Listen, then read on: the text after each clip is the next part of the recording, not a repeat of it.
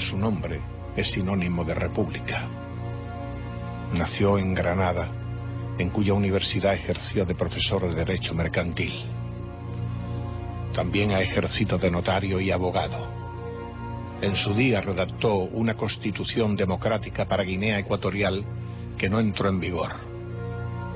Su oposición a la dictadura y su incansable defensa de la República le han costado campañas de difamación,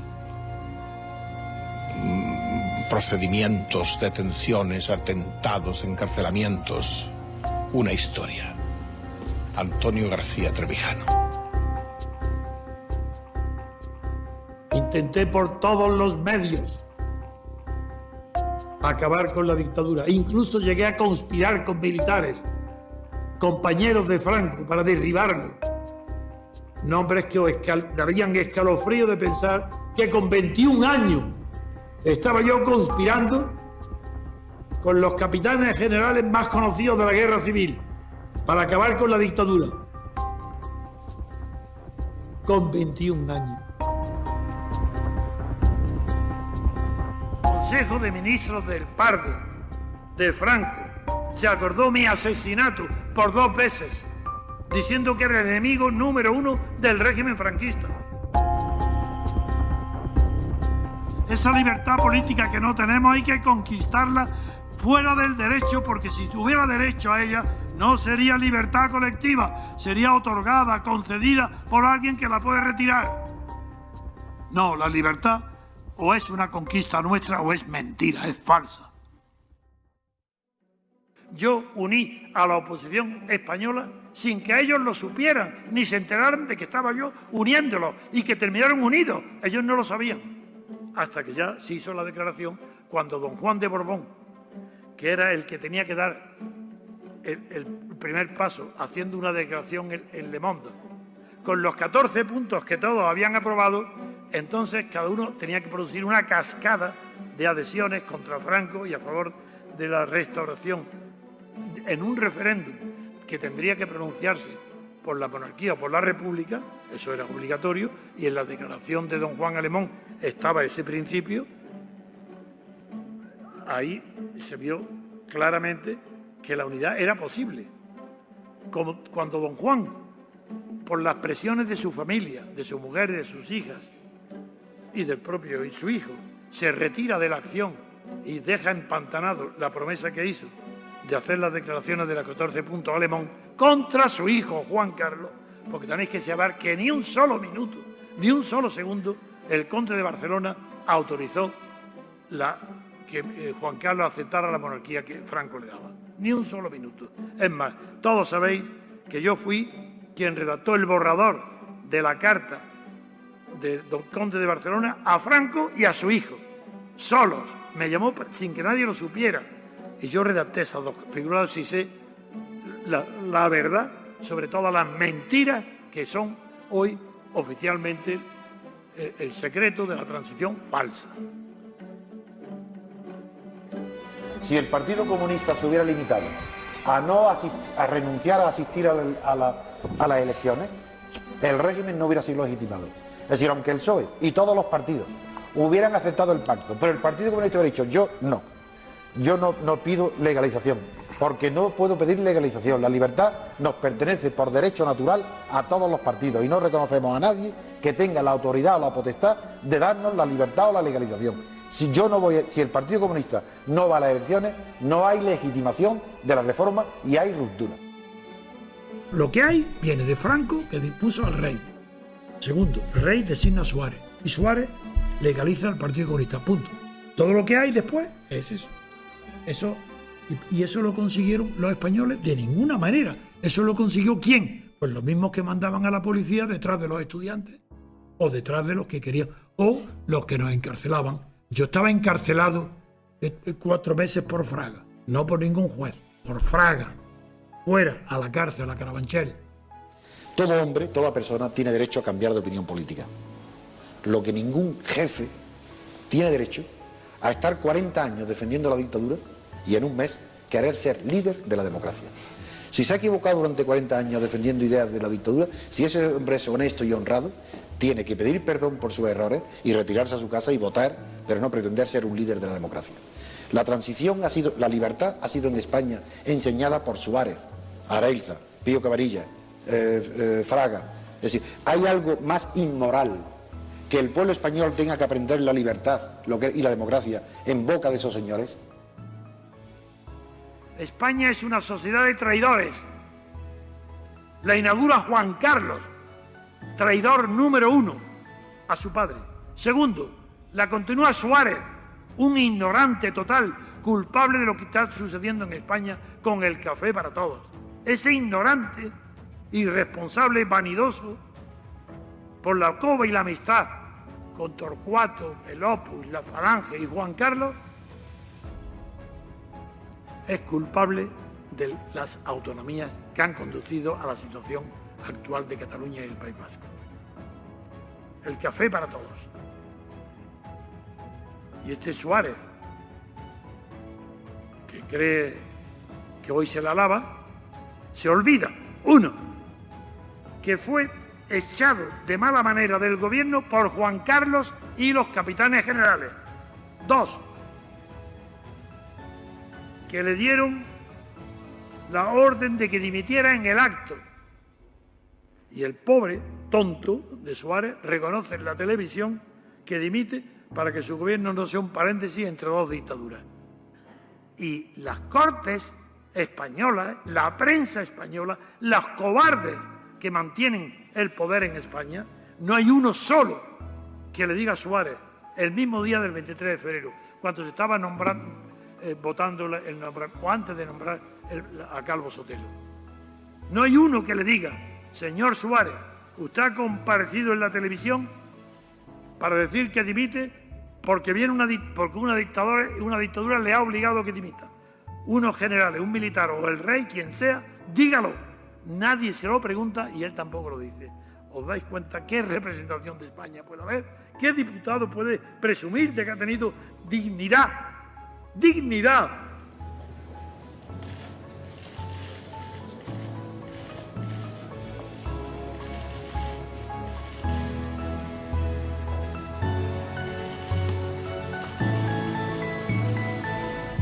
La princesa esta, la infanta Cristina, está acusada, está imputada.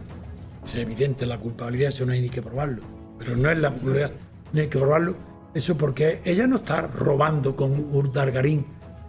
Están cumpliendo las órdenes que le ha dado su padre, Juan Carlos, que es el que pone la mano. La mayor parte se la lleva él. Yo lo conozco personalmente. Ese no pensó más que en robar desde que se vino a España desde Portugal. Y el responsable es él. ¿Y quién es Felipe González? Aparte de ser el enemigo culpable número 1 de la traición a la libertad y a la democracia en España, porque él fue el que arrastró detrás de él a Santiago Carrillo, que era un puro apéndice, y Felipe González no creáis que tenía algo, tenía la etiqueta favorecida por la socialdemocracia alemana de ser, me he acordado de Enrique Tierno, claro, de ser el socialista, que por eso Enrique Tierno creó un partido del interior, porque el otro, el de Toulouse, ese fue del que se apodera Felipe González. ¿Cómo? Inventando militantes con el dinero que daban los alemanes y yendo a Suresne con listas falsas. Ese es el origen de Felipe González.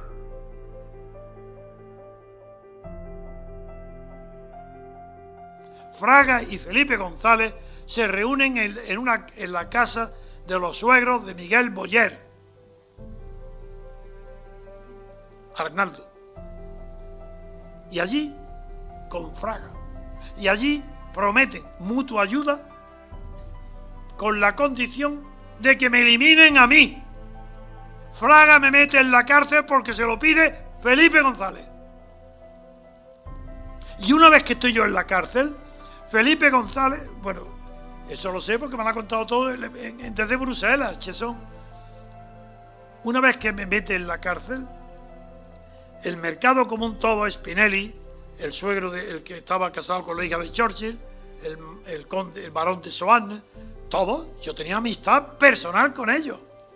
y me tenían una simpatía y un respeto enorme, y todos propusieron venir a España a apoyar que saliera yo de la cárcel y en cualquier caso romper las relaciones con España para la renovación del mercado común. ¿Sabéis lo que pasó? Que los alemanes llaman a Felipe González diciendo que van a hacer que han hecho esta reunión y van a acordar esto que os acabo de decir. Y Felipe dice, no, qué error, si yo he estado en la cárcel con Antonio, conmigo, que no es verdad, no estuvo jamás. Y él me ha pedido que os diga que no hagáis nada, que es muy bueno para la causa de la oposición que él continúe en la cárcel. Felipe González me metió en la cárcel y me mantuvo en ella. Esa es la verdad. Para quien sepa quién es en España quién. Siendo yo entonces un compañero en la lucha contra Franco, ese traidor. Quizá el motivo fundamental por el cual en España hoy no hay democracia. Porque fui yo difamado por Felipe González, por Mújica, por Suárez. Se pusieron de acuerdo para inventarse que yo era el hombre más rico me había apoderado de Guinea. Yo no tenía ni un céntimo de Guinea ni nada. Esa imbecilidad escrita en un papelito, en un folio, sin firmar por nadie, Mújica lo llevó a la prensa de aquella época y estaba la materia reservada. Felipe habló con Suárez y Suárez levantó la materia reservada para que pudiera yo ser difamado. Y con eso, toda la prensa al día siguiente, en la carrera de Trevijano, yo era el jefe político contra Franco, el más grande, más que Partido Comunista, más que nadie, único. Y ni Felipe González, nada. Pero yo no quería pactar con Franco, ni con Suárez, quería la ruptura democrática y quería república constitucional para España, no una monarquía designada por Franco. Y decía entonces que eso iba derecho a la corrupción. Y tengo escrito lo que está pasando hoy en España, lo tengo escrito en mis libros hace más de 35 años. Empieza luego la izquierda, tiene que conservar el poder y tiene el poder político. Ha conseguido la mayoría o el poder absoluto hegemónico dentro de la sociedad política, pero no lo tiene dentro de la sociedad civil. Y entonces, como sabe que está en peligro frente a los poderes dominantes de la sociedad civil, intenta atraerlos y el único medio que tiene para eso es la asignación de contratos a las grandes empresas a dedo. Y de eso no se sabe apenas nada, porque lo que asoma es un 1% de indiscreciones y denuncias de corrupción, pero el sistema ha funcionado por la connivencia del poder político con la clase económica dominante, que se la ha traído. De ahí que la banca, la grande industria, apoyan económicamente al PSOE.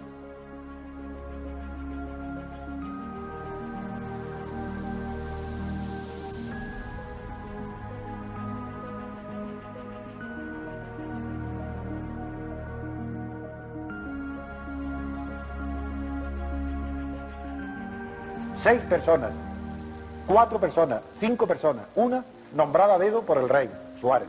Las demás salidas de la clandestinidad, sin ninguna legitimación de sus bases, la legitimación de su valor, pero no democrática. Esas personas se reúnen y dicen, no tenemos ninguno, dicen, el entendimiento, el pacto que es, no tenemos ninguna seguridad, no sabemos la incógnita que puede suponer unas elecciones, no sabemos quién vamos a ganar, pero vamos a adoptar entonces un sistema, un acuerdo, para que en el peor de los casos nadie pierda, todos ganemos. ¿Cuál? Repartirnos el poder en proporción a los votos que saquemos. ¿Y qué votos vamos a tener? No importa. Nosotros designamos a los diputados, no el pueblo. Ellos hacen las listas, 5 personas hacen toda la lista de diputados. El sistema no varía ni un ápice si no se molestaran ni en hacer listas. Se presentaran los 5 solos. El pueblo votara proporciones, el 20, el 15, el 30. Y luego, después de las elecciones, rellenar los nombres. Los diputados son empleados a sueldo de los partidos. Cumplen las órdenes de los partidos, no representan al pueblo para nada. Eso es una ficción y eso se llama literalmente oligarquía o oligocracia. Un partido del Estado fue la Falange. Las dictaduras, tanto de Hitler, Mussolini, Franco, Portugal, Salazar, lo mismo, tienen un solo partido. Y un solo partido estatal, se llame Falange o se llame fascio o se llame nazi, el nazismo, nacionalsocialismo, no hay diferencia ninguna de calidad, de cualidad, ni de naturaleza jurídica, ni social, entre un solo partido estatal o varios partidos estatales. Sigue siendo lo mismo, solo que el turno de reparto, no porque lo acuerden, sino porque la gente se cansa de un partido y vota a otro, porque está corrupto, se corrompe el primero, veta a otro, se corrompe y vuelven a votar al primero, pero no pensando porque esté arrepentido, sino porque todos los partidos, la gente vota a ellos según tradiciones y sentimientos como los nacionalistas, nunca por razones. La derecha vota al que se dice que es de derecha y la izquierda dice al que es de derecha, aunque sea al revés, aunque el de derecha proponga medidas de izquierda y la izquierda proponga medidas de derecha, da igual. Los partidos no se pueden sustituir, como las personas. Una persona puede fracasar, tú echarla, dimitir, mandarla a la cárcel, huir y fuera y sustituyes por otra, pero un partido no. ¿Qué quiere decir libertad constituyente? Que la Constitución no puede ser producto ni de un general, ni de un grupo cercano al general, ni de partidos políticos, ni de enchufados. Una Constitución no puede ser elaborada más que por diputados a Cortes Constituyentes en España. Y esos diputados a Cortes Constituyentes tienen que estar elegidos directamente, no por el procedimiento actual de listas proporcionales, no, persona a persona, sabiendo quiénes son. Ahí, en las relaciones de vecindad, sí se puede establecer una relación de lealtad entre el que elige y el elegido, que pueda destituirlo. No solo es que yo elijo a un diputado por distrito, es que lo puedo destituir. ¿Cómo? Pues muy sencillo, poniendo las papeletas del diputado, va el titular y un suplente. El titular, el pueblo de su distrito lo elige y allí mismo hay una oficina electoral que vigila y sigue, y si se porta mal tal, lo echan y ponen el suplente. Si se reúnen medio millón de firmas y además se aprueba por 3/4 partes de las Cortes y además por 3/4 del Senado y además con el permiso del rey Juan Carlos, pues se podrá cambiar una coma de la Constitución. Y eso la gente cree que la Constitución es reformable. No, señor.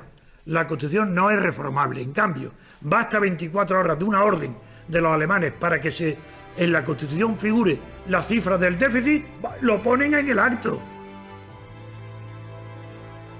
Y yo aconsejo a todo el que no esté de acuerdo con las reglas de juego de la oligarquía política existente en España, que se abstenga. Y el día que en España la abstención llegue al 60 o al 65%, ese día no habrá más remedio que modificar la Constitución, revisarla.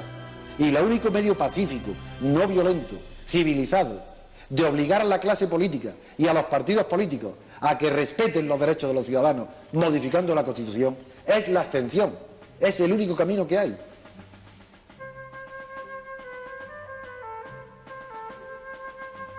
Y me di cuenta, muy joven, de que la libertad no existe si no la tienen los demás.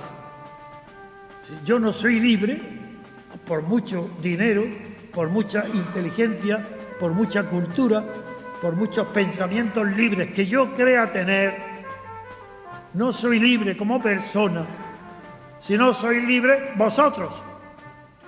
Cuando me reciben por España me emociono, porque no os podéis dar cuenta que soy el más grande egoísta que ha habido nunca. Expongo mi vida, tiro mi dinero, tiro mi fama, me importa poco todo con tal de que seáis libres vosotros. ¿Pero por qué? Porque quiero ser libre yo.